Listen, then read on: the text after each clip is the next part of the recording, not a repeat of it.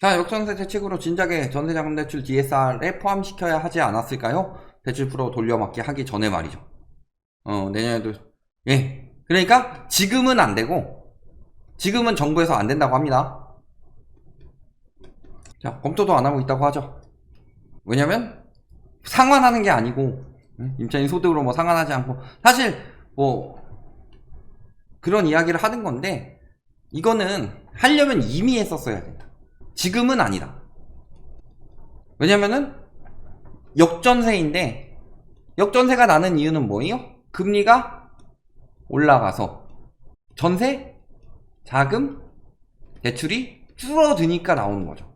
그러니까 뭐 전체적으로 늘어났다, 이거는 초년생들이 더 전세를 들어오기 때문에 그렇게 되는 거고, 그 전세 자금 대출이 단지별로는 줄어드는 거죠. 예를 들어서 10억짜리 집에 8억짜리 전세 들어갔을 때 이 전세에 대해서 거의 한 6억 4천 정도는 대출을 받고 들어갔는데, 한 5억 정도는 대출을 받고 들어갔는데, 너무 비싸서 5억까지 대출을 못 받겠어, 4억만 받을래.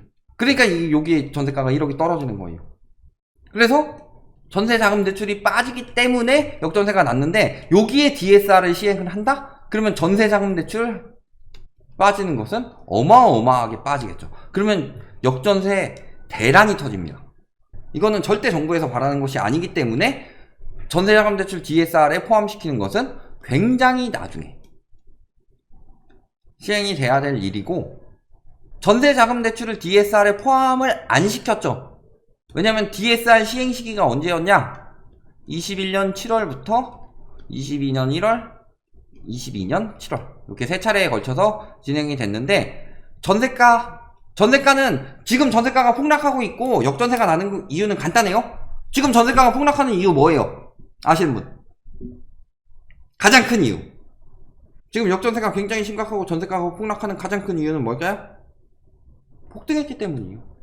폭등했기 때문에 폭락하는 거예요. 폭등하지 않았으면 폭락할 이유가 없어요. 근데 이 폭등했던 시기가 언제예요? 20년 5월부터 21년까지 거의 올랐다고 보시면 됩니다. 그러니까 이때 폭등한 것들이 이때 들어갔어요. DSR. 이때 들어갔으면 폭등을 막았을 수 있습니다. 근데 이때는 DSR을 이때 시행했는데, 매매는 이때 시행하는데 전세부터 DSR을 시행한다? 이거는 말도 안 되는 상황인 거고, 이거는 문재인 정부를 두둔하는 게 아니라 얘를 빨리 시행했었어요. 얘를 한 19년도에 시행했고, 금리 내려갈 때 DSR을 20년도에 시행했으면 막았겠죠. 그런데 문제는 그 시기가 너무 늦었다. 그러니까 지금은 정부 입장에서는 첫 번째로 대출 풀어서 돌려받기, 요거는요 사실 전세 반환 대출 DSR을 풀어준다고 해서 그게 어마어마하게 집값을 올릴 만한 정책은 아닙니다.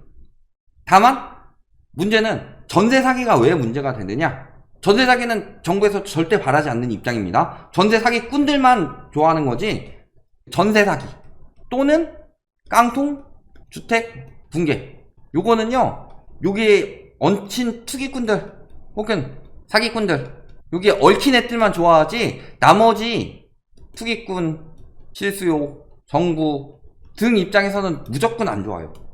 예를 들어서 100명의 전세 사기가 났어요. 그러면 요 컨설팅한 사기꾼 집단은 얘네만 번 거죠. 집값을 올리려는 정부의 입장이나 혹은 집값이 올라가길 바라는 투기꾼 입장에서는 어때요? 이 100명의 전세 사기 수요는 요 전세를 살아가지고 모아가지고 들어올 100명의 실수요가 장기적으로 감소했다. 첫 번째. 그 다음에 두 번째, 100명의 전세 수요가 소멸이 된 상황이죠. 그러면 투기꾼 입장에서 좋겠어요? 그럼 집값 뛰려는 정부 입장에서는? 그러니까 이거는 누구도 바라지 않는 결과예요. 근데 저렇게 악질적으로 사기를 치는 경우가 있고, 사기가 아니라고 해봅시다. 백채가 보증금이 위반환이 돼요. 그러면은 여기서 피해 입는 세입자들이 나오고, 이 세입자들은 장기적으로는 주거 사다리를 타고 매매 수요가 되는 거고, 단기적으로는 전세 수요가 되는 거죠. 근데 단기적으로 지금 역전세가 심한데 전세 수요 당연히 지금 당장 필요한 거고, 나중에 장기적으로 올리기 위해서는 장기적 매매 수요가 돼야 되는데, 여기서 세입자가 보증 사고가 터져서 돈을 못 받는다. 그러면 요 세입자는 거의 주택시장에서 나가리라고 보시면 됩니다. 내 집 마련이나 뭐 이런 식에서 진짜 100명 중에 한 명 될까 말까, 나머지는 거의 다 나가리가 됐다고 보시면 되죠. 그럼 이 수요가 쭉 사라지는 거예요. 그러니까 요거를 막기 위해서 정부에서는 그 전세 반환 보증액 DSR을 완화를 해준 거다. 근데 전세 반환금에는 DSR을 완화해주는데 전세 자금 대출은 DSR을 할 수가 있느냐? 그러니까 지금 상황이 역전세가 심각하기 때문에 못하는 거예요. 그래서 요즘에 KB에서 이런 이야기가 나왔습니다. 전세 대출에 DSR 포함하고 전세가율 70% 이상으로 대출 제한해야 된다. 근데 이 부분에 대해서 저희가 이야기를 했었죠. 전세가율 70% 이상을 아예 전세 상한선으로 정해둬라. 결국에는 역전세 리스크가 굉장히 크고, 그래서 전세가율에 대한, 사실 전세자금 대출은요 DSR이라고 할 수가 없는 게, DSR 같은 경우가 왜 시행이 되냐면은 이 취지에는 약간 벗어나요. 왜냐면 전세금이 우리나라밖에 없기 때문에 이 DSR의 취지 이런 거랑 약간 문제가 되는데, DSR 같은 경우는 미래 손실 대비예요. 근데 전세 자금 대출 이거는 전세금이죠. 전세금에 따른 대출이고, 요 전세금이라는 거는 원래 문제가 없으면 100% 돌려받는 돈이죠. 매매가 같은 경우는 떨어지거나 올라갈 수 있는데, 전세가 같은 경우는 내가 전세 들어갈 때 8억인데 내가 나올 때 6억으로 떨어졌어. 그러면 집주인이 나한테 6억만 주는 게 아니라 8억을 줘야 되죠. 그러니까 100% 돌려받는 돈이기 때문에요, 사실 미래 손실 대비를 할 게 없습니다, 원래는. 그러니까 DSR에 포함되는 건 약간 어불성설이라고 볼 수 있고, 다만 저희가 그때 지금 KB에서 이야기하는 것처럼 전세가율에 따른 상한선을 둬야 된다. 예를 들어서 2억짜리 집에다가 2억짜리 전세가 들어가요. 요거를 두고 있는 정부나, 이거는 뭐 윤석열 정부만 말하는 거 아니에요. 네? 요거는 저기 뭐 문재인 정부든 그 전에 뭐 박근혜 정부든 이명박 정부든 우리나라 전세 시기에 있었는데, 요런 저런 깡통 전세 빌라 전세 사기 장난질 칠 때 있었던 정부들은 다 잘못한 거예요.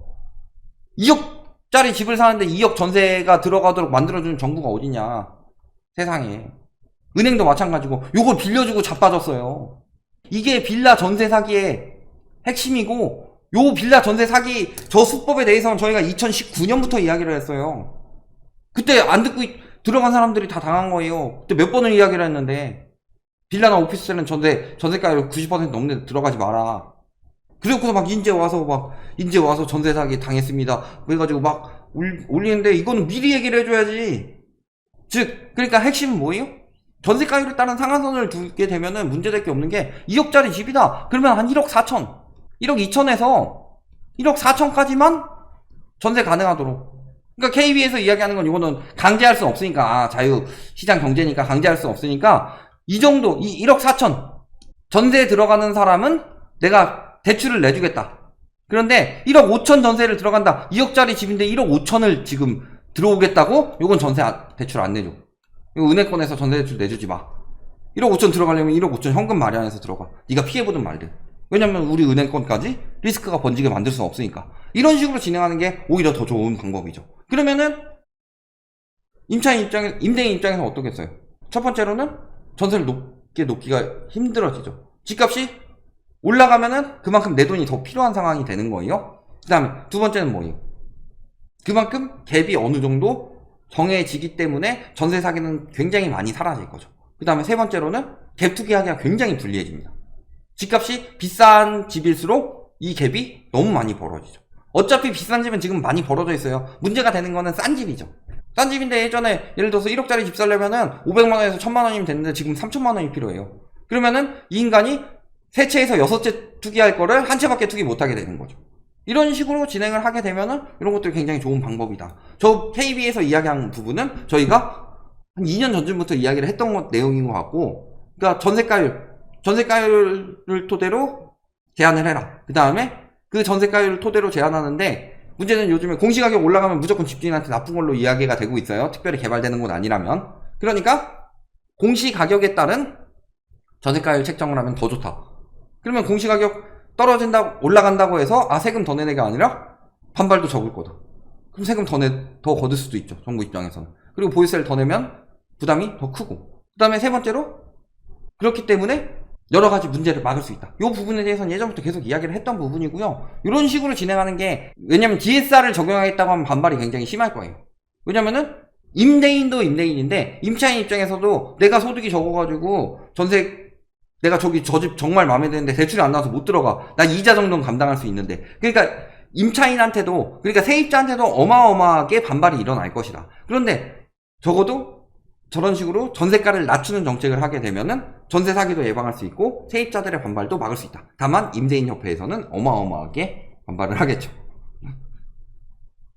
근데 그거는 어쩔 수 없습니다. 지금 임대인들이 여태까지 누려온 게 너무 많은 거고 비정상적으로 임차인의 권리가 무시당했던 거지, 이제는 임대인이 너무 많이 가지고 있는 권리를 좀 내려놓을 때도 됐어요. 이렇게까지 사기가 터지고 했으니까. 그 원망은 정부나 세입자들한테 하는 게 아니라 그렇게 그걸 이용해서 전세 사기를 친 놈들한테 돌을 던져야지. 그러니까 망했다, 내가 그것 때문에 망하게 생겼다 그러면은 전세 사기 일단 가가지고 돌 던져서 돌로 찍어 때려 죽여요. 걔네들 잘못이지. 걔네가 안 터뜨렸으면은 이 상황까지 안 왔다.